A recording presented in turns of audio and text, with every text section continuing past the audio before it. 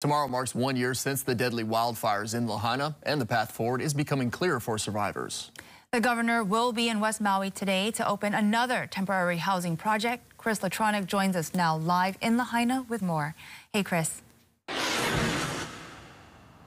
Hey, good morning, Sarah and Sam. And yes, it's a beautiful morning in Lahaina. Bluebird skies, a nice little wind.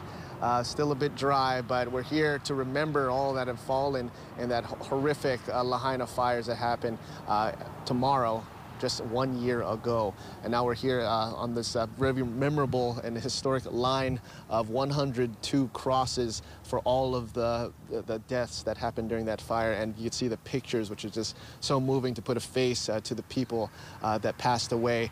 And here we are with Maka'alapua Kanuha, who's a cultural leader here, as well as a Lahaina resident for 30 years.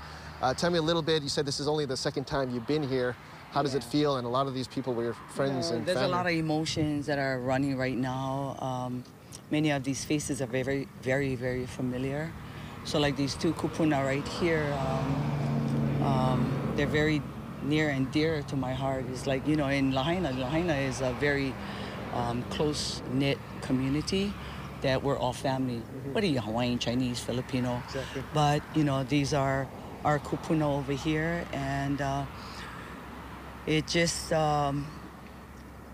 gives me a lot of different emotions. However, like I said, a year later, you know, our community is still very strong. We miss our loved ones, but we know that we have some work to do. So we have to stand up and move forward.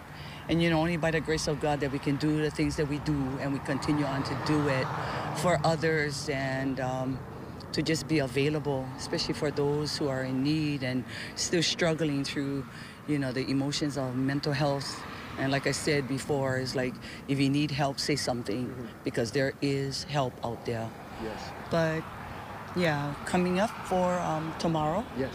Yeah, so tomorrow there's different events that's occurring. So including right here, right? Yes, including right here. So it's starting at the airport.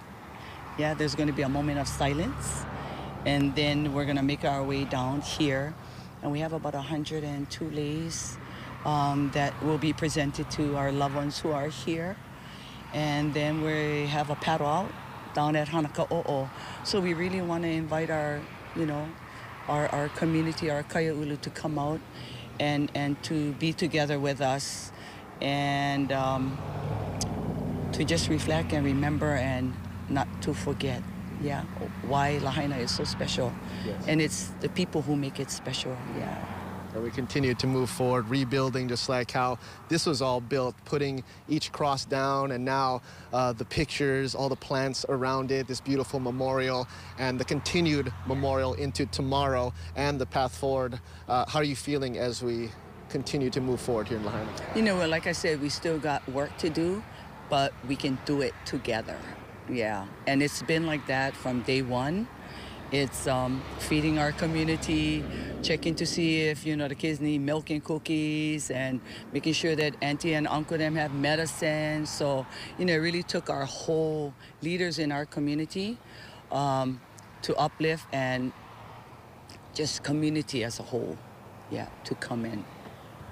Maka'alapua Kanuha, thank you so much for everything that you do, and sharing more of these beautiful stories from our loved ones that we lost. Mahalo. And we'll have more information on all the festivities that's happening tomorrow for the anniversary of the 1 year since we've had the devastating Lahaina fires right here in Lahaina. This is Chris Latronic working for Hawaii. Sending things back to you.